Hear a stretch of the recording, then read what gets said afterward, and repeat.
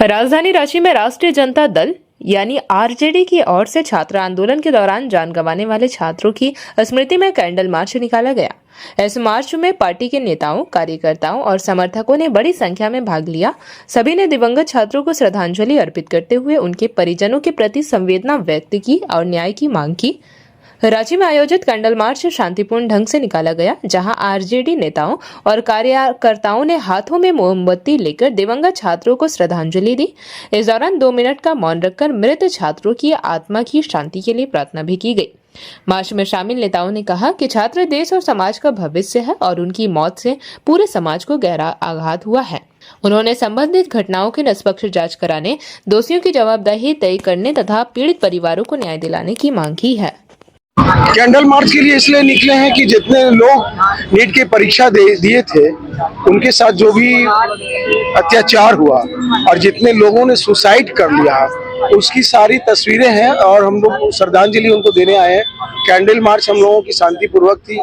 हम लोग ईश्वर से प्रार्थना करते हैं कि उसकी आत्मा को शांति दे और केंद्र सरकार को कुछ सीख मिले कि जिन लोगों ने अपनी शिक्षा पाने के लिए अपने प्राण को निछावर कर दे रहा, उस देश का प्रधानमंत्री को एक बार सोचना चाहिए था कि हमारी गलती से 23 लोगों की जानें चली गई, थोड़ी सी गलती से।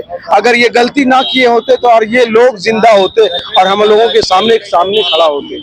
तो कहीं ना कहीं प्रधानमंत्री की ये गलती है और केंद्र सरकार के कुछ मंत्रालय के लोगों की गलती है, जिसके वजह से इन बच्चों का जान गया है, जिसमें 2 लोग उन्होंने सिपाहियों की लाठी से मार खा के उनकी जान पुराने चली गई।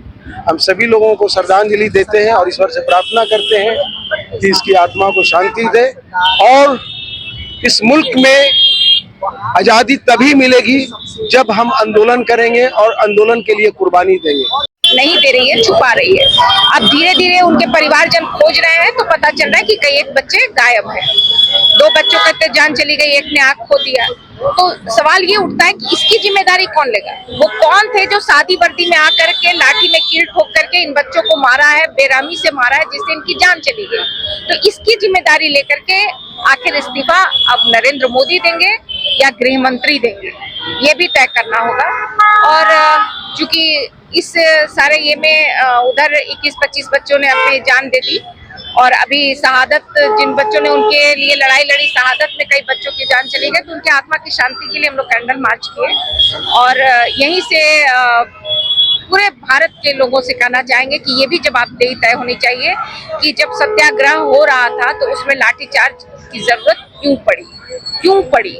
निहत्थे बच्चों पर लाठीचार्ज, गोली चार्ज करना कहाँ तक जायज है और इसका जांच कब होगा और इसकी जिम्मेदारी कब ली जाएगी? शिक्षा मंत्री इस्तीफा दे दिए हैं। तो शिक्षा मंत्री तो अपने से, वही तो हम बताए कि शिक्षा मंत्री खुद से जवाबदेही लिए नहीं, उसके लिए इतना आंदोलन करना पड़ा, तब जाके दबाव के कारण इतना जब हुआ।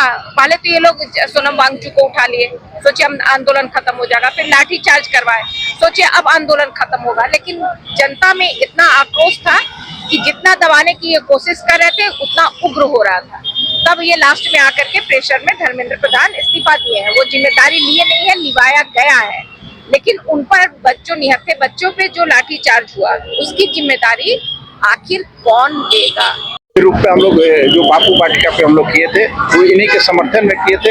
अब इसी का नतीजा है कि पूरे देश में जब किया गया, अब पूरे देश के लोग जब दिल्ली कूद कर गए, तब हमारे देश के प्रधानमंत्री को झुकना पड़ा और झुक कर इसके। लेकिन हाँ, इस चीज का हमारे सवाल है कि अगर ये प्रधानमंत्री इस चीज को पहले मान लिए होते, क्योंकि ये न्याय की लड़ाई थी, उनको पता था कि नहीं इसमें किसकी गलती है।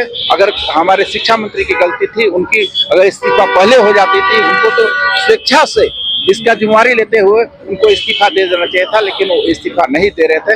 ये बेशर्मी का हक था, इसलिए हम लोग को, छात्र को, युवा को था कि नहीं हम इस्तीफा लेके रहेंगे। और ऐसे व्यक्ति जो कि हमारे देश को बर्बाद कर रहा है, उस व्यक्ति को हम लोग कभी एक्सेप्ट नहीं करेंगे शिक्षा मंत्री के रूप में, इसलिए हम लोग लड़ा जाएंगे। जेपीसी का भी चेयरमैन इस्तीफा दे दिए है।